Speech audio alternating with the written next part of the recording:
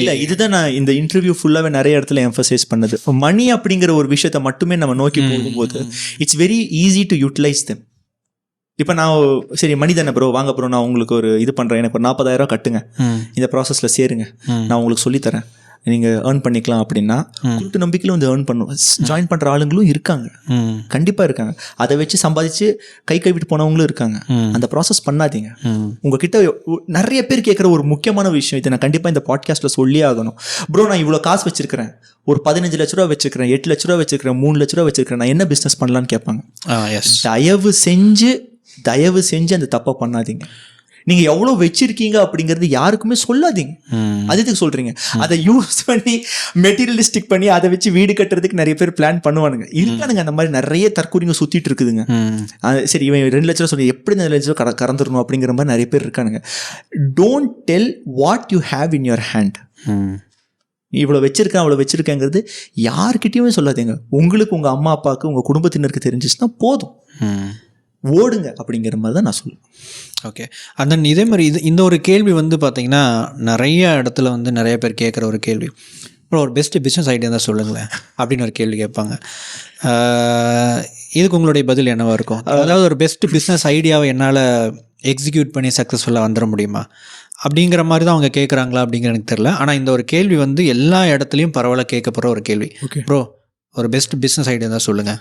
Okay, இப்போ நான் உங்களுக்கு ஒரு எக்ஸாம்பிள் சொல்கிறேன். இப்போ பொள்ளாச்சி பக்கத்தில் பார்த்தீங்கன்னா காயர்பித் பிஸ்னஸ் வந்து ஒரு ப்ராமினென்ட்டான பிஸ்னஸ். ஸோ பொள்ளாச்சியில் இருக்கிறவங்களாம் காயர்பித் நிறைய போட்டிருக்காங்க, நல்லா ஏர்ன் பண்ணுறாங்க அப்படிங்கிற நியூஸ் நான் எங்கேயோ கேட்குறேன்னு வச்சுக்கோங்க. காயர்பித்துக்கு வேல்யூ இருக்குன்னு நினச்சிட்டு நான் வரேன்னு வச்சுக்கோங்க. என்னை பொறுத்த வரைக்கும் அதுதான் பெஸ்ட் பிஸ்னஸ் ஃபிக்ஸ் பண்ணிட்டு வரேன்னே வச்சுக்கோங்க. இப்போ உள்ளே வந்து பார்த்ததுக்கு அப்புறம் காயர்பித் அப்படிங்கிறது அந்த அளவுக்கு பிஸ்னஸ் நல்லா போகலை அப்படின்னு ஒரு தாட் ப்ராசஸ் நான் வந்துட்டேன். இப்போ நான் என்ன பண்ணுவேன் அடுத்து? நான் சொல்றது புரியுதுங்களா உங்களுக்கு? சோ மங்கி பிரெயினா என்னைக்குமே இருக்கக்கூடாது. இவன் சொன்னா அவன் சொன்னா, ஏன்னா எப்பவுமே இக்கரை பச்சை. எல்லா பிசினஸ்லயும் ஒவ்வொரு விதமான ஒரு பாசிட்டிவ்ஸ் இருக்கு, ஒவ்வொரு விதமான நெகட்டிவ்ஸ் இருக்கு. ஃபர்ஸ்ட் உனக்கு என்ன நல்லா வரும் அப்படிங்கிறது நீ முதல்ல பாரு, நீ எதுல எக்ஸல் ஆகுறேன்னு பாரு. அப்படி இல்லைன்னா ஒரு ஃபீல்டு அதை பத்தி நல்லா படி, டாப் டு பாட்டம் படிக்கிறதுல டைம் இன்வெஸ்ட் பண்ணு. நல்லா படிச்சுட்டு அதுக்கப்புறம் சின்னதா ஸ்டார்ட் பண்ணு. எடுத்த உடனே வந்து சரிப்பா இதான் பிஸ்னஸ், எங்க அண்ணா பண்ணா ஒரு 10 கோடி சம்பாதிச்சான், நானும் பண்றேன் 10 கோடி சம்பாதிச்சா முடியாது. ஏன்னா அவனுக்கு செட் ஆனது உனக்கு செட் ஆகாது.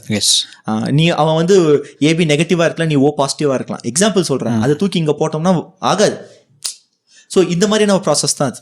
ஸோ ஒருத்தருக்கு செட் ஆச்சு, அவங்க நல்லா பண்ணுறாங்க, நானும் பண்ணுறேன்னா அது முடியாது. ஸோ ஒவ்வொருத்தருக்கும் ஒவ்வொரு யூனிக்கான ப்ராசஸ் இருக்கும். அது என்னன்னு கண்டுபிடிங்க.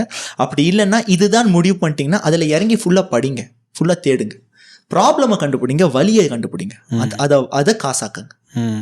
ஸோ இப்போ உங்களுடைய ப்ராசஸ் நம்ம போன இதுக்கு முன்னாடி நம்ம லஞ்சுக்கு முன்னாடி பண்ண பாட்காஸ்ட்டில் வந்து நீங்கள் சொல்லியிருந்தீங்க நிறைய இடத்துல நான் வந்து அலைஞ்சிறேன், சுற்றிட்டு இருந்தேன் அப்படின்னு சொல்லிட்டு.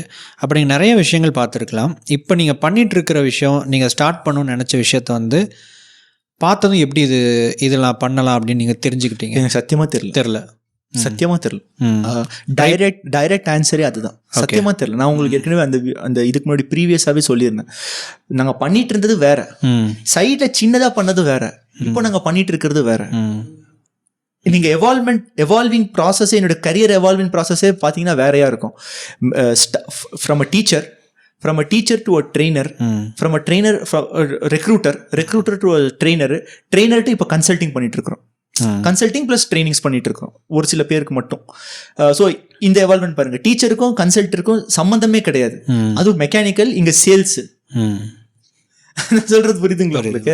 So this is how the evolving takes place. So இதுதான் பெஸ்ட்னு சொல்ல முடியாது, இதுதான் ஃபைனல் அப்படிங்கிறதும் சொல்ல முடியாது. மேபி மாறலாம், ஃபியூச்சரில் சேஞ்ச் ஆகும். இப்போ அது நீங்கள் எப்படி வந்து நீங்கள் அந்த டிரான்சிஷன் வந்து நடக்குது? அதாவது இப்போ நீங்கள் ஆப்பர்ச்சுனிட்டி வரும்போது அதை எடுத்துக்கிறீங்களா, இல்லை வேறு ஏதாவது உங்களுக்கு தெரியுதா, இல்லை உங்களுக்கு என்ன மாதிரி ரெலவெண்ட் ஆப்பர்ச்சுனிட்டிஸ்?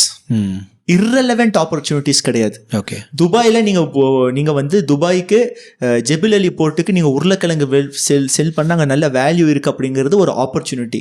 உங்களுக்கு ரெலவெண்ட்டாக இருக்காது, இல்லை irrelevant ஆப்பர்ச்சுனிட்டி விட்டுருங்க. அதே மாதிரி நீங்க சேல்ஸ் ட்ரைனிங் கொடுத்துட்டு இருக்கீங்க, அதே கம்பெனியோட ஓனர் உங்ககிட்ட எனக்கு சேல்ஸ்ல இது ஒரு டவுட் இருக்கு தம்பி, இது எப்படி பண்ணணும்னு கேட்குறாங்க. This is relevant opportunity. அப்போ இதை நான் காசா மாத்துறதுக்கான வாய்ப்புகள் நிறைய இருக்கு, ஏன்னா அதுக்கான அனுபவம் என்கிட்ட இருக்கு. நான் சொல்றது உங்களுக்கு புரிஞ்சுருக்குன்னு நினைக்கிறேன். ஸோ ரெலவெண்ட் ஆப்பர்ச்சுனிட்டிஸ்க்கும் irrelevant ஆப்பர்ச்சுனிட்டிஸ்க்கும் வித்தியாசப்படுத்துறதுக்கு நம்ம தெரிஞ்சிருக்கணும். நிறைய பேர் irrelevant ஆப்பர்ச்சுனிட்டிஸை வாய்ப்புகள் நினைச்சு அதுக்கு பின்னாடி போய் காசை செலவு பண்ணி நாசமா போறாங்க. அது பண்ணாதீங்கிற. ரைட்.